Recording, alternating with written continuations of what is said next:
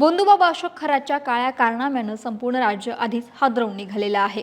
भोंदूगिरीच्या नावाखाली महिलांचं लैंगिक शोषण आणि या भोंदूगिरीच्या नावानं जमा केलेला लाखो करोड रुपयांचा पैसा आणि त्याच्यातून खरेदी केलेल्या अनधिकृत जमिनी या संपूर्ण त्याच्या कारनाम्यानं सगळेच हादरवून निघालेले आहे। अशा सिन्नर आणि कोपरगावमधील दोन पतसंस्थांमधून उघड झालेल्या आर्थिक व्यवहारांनी सुद्धा संपूर्ण जिल्ह्यामध्ये खळबळ उडवून दिलेली आहे। साध्या ठेवीदारांच्या पैशांवरती उभ्या असलेल्या पतसंस्थांचा वापर कथितपणे बेनामी व्यवहार आणि जमीन खरेदीसाठी करण्यात आल्याचा संशय व्यक्त होत आहे। या प्रकरणात कॅप्टन अशोक खरात याचं नाव आधीपासूनच चर्चेत असताना आता त्यामागील मास्टरमाइंड कोण याचा शोध पोलिसांनी ईडीकडून सुरू आहे। एकंदरीत असे प्रकरण काय आहे पाहूयात व्हिडिओच्या माध्यमातून। नमस्कार, मी अक्षता आणि तुम्ही पाहताय सकाळ।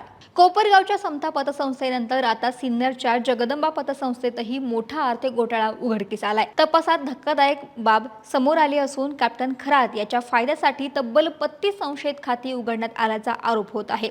या खात्यांमधून लाखो रुपयांची उलाढाल करण्यात आली आणि त्यातील काही पैसा जमीन खरेदीसाठी वापरण्यात आल्याची शक्यता तपास यंत्रणांनी व्यक्त केली आहे। या प्रकरणात जगदंबा पतसंस्थेचे अध्यक्ष आणि खरात याचे निकटवर्तीय मानले जाणारे नामकरण आवारे यांना पोलिसांनी अटक केली। न्यायालयानं त्याला आता 5 दिवसांची पोलीस कोठडी सुनावली आहे। तपास अधिकाऱ्यांच्या माहितीनुसार अनेक व्यवहार आधार कार्ड आणि पॅन कार्ड शिवाय करण्यात आलेले आहे। नियमानुसार 2 लाखांपर्यंत मर्यादा असतानाही काही खात्यांमधून 8 लाखांपर्यंत किंवा त्याच्यापेक्षा अधिकची रक्कम फिरवण्यात आलेली आहे। त्यासाठी बँकिंग नियमांचं उल्लंघन करण्यात आलं। विशेष म्हणजे या पैशांचा वापर कॅप्टन खरात याच्या पत्नीच्या नावावरती जमिनी खरेदीसाठी करण्यात आल्याचा संशय होत आहे। त्यामुळे आता तपासाची दिशा अधिक गंभीर बनली आहे। खरात त्याच्या पत्नीला अद्याप अटकपूर्व जामीन मिळालेला नसल्यानं त्याची ही चौकशी होण्याची शक्यता वर्तवली जाते।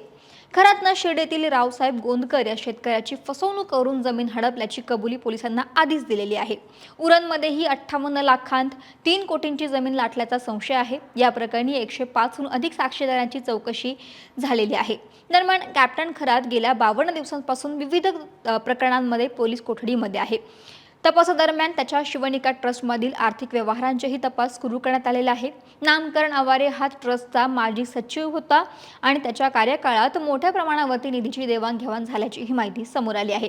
या व्यवहारांमधील पैशांचा वापर कशासाठी झाला याचा शोध प्रामुख्याने सिन्नर पोलीस आता घेत आहेत। कोपरगावच्या समता आणि सिन्नरच्या जगदंबा या दोन्ही पतसंस्थांमध्ये मिळून तब्बल 132 संशयित आणि बनावट खाती आढळून आल्यानं पोलिसांचे धाबे दणाणलेले आहेत। या खात्यांमधील पैसा नेमका कोणाचा, तो कुठून आला आणि कोणाच्या सांगण्यावरून जमीन व्यवहारांसाठी वापरण्यात आला या प्रश्नांची उत्तरे आता शोधली जात आहेत।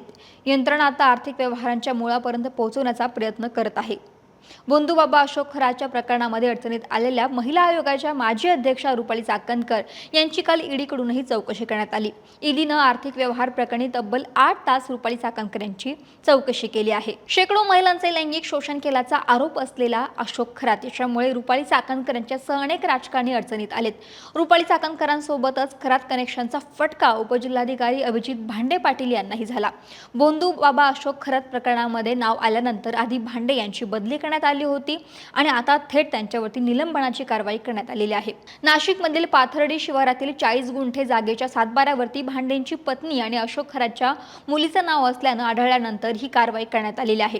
अशोक खराशी संबंधित अनेक कामांमध्ये अभिजित भांडे पाटील यांची गुंतवणूक असल्याचाही आरोप होत आहे। आता त्याच्यावरती करण्यात आलेल्या कारवाईनंतर खराशी संबंधित इतर महसूल अधिकाऱ्यांचेही धाबे दणाणल्याची चर्चा सुरू आहे। एकेकाळी विश्वासाचे प्रतीक मानले जाणाऱ्या पतसंस्थांचा वापर जर बेनामी व्यवहारांशी होत असेल तर हा फक्त आर्थिक घोटाळा नसून सामान्य ठेवीदारांच्या विश्वासालाच बसलेला मोठा धक्का मानला जात आहे। त्यामुळे आता या प्रकरणामध्ये पुढे काय होतंय, या सगळ्या घोटाळ्याचा मास्टरमाइंड कोण आहे हे पाहणं महत्त्वाचं असेल। महाराष्ट्रातील सर्व बातम्यांचे विश्वासार्ह व्यासपीठ सकाळच्या सर्व सोशल मीडिया प्लॅटफॉर्मला लाईक, फॉलो आणि सबस्क्राईब करा। तसंच सर्व नोटिफिकेशनसाठी बेल आयकॉन प्रेस करायला विसरू नका।